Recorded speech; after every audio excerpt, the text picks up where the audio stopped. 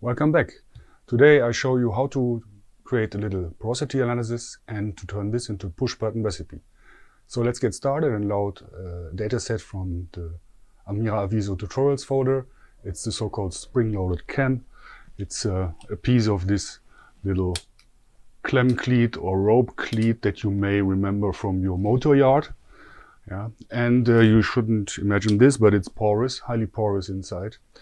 Let's make this porosity visible by attaching an ortho views module, which gives you 3 orthogonal views and a 3D rendering viewer. You can slice through the cuts and have a first visual inspection of your part. Okay, we don't need that volume rendering. So in the first step, we are going to do the binarization, the most complicated thing. We do here, we follow the OTSU standard. It's calculating a global threshold based on the histogram of the data. We are looking for dark things in our data set, so it's the low application of the OTSU method.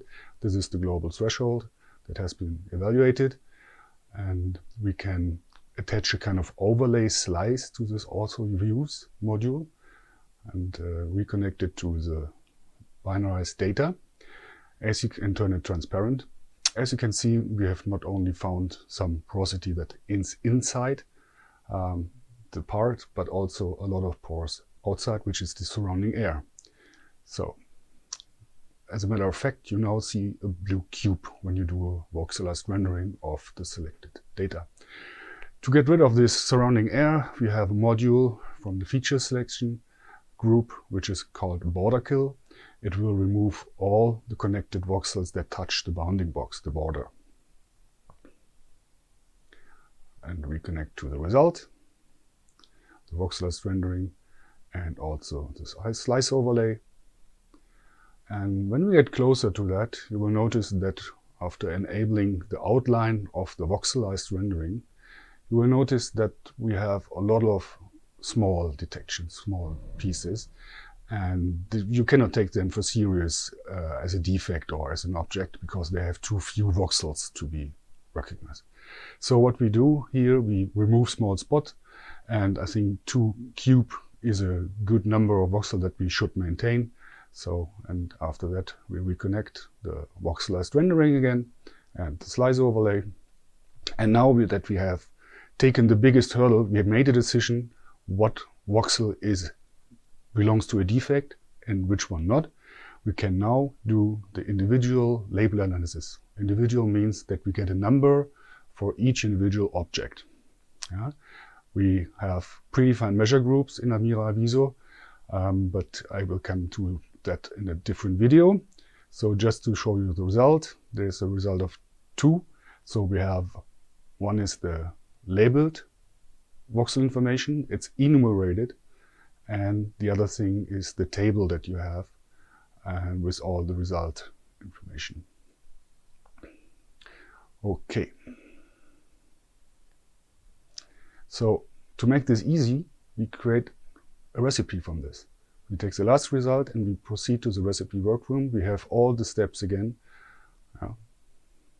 We can play that here, or we can simply save it to a place that we remember. I choose the desktop in this case. Correct the name a little bit and save it. After that, I will proceed back to the project view workroom and create a new project.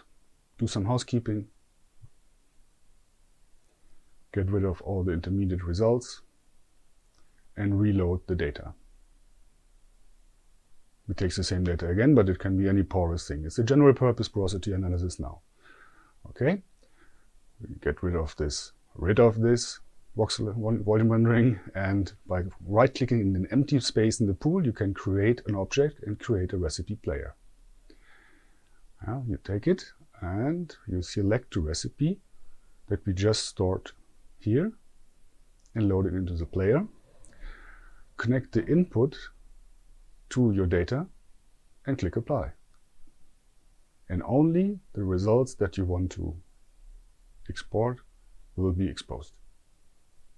You can visualize the same thing again, some voxelized rendering, some auto views, and now you have a push button solution for a simple porosity analysis.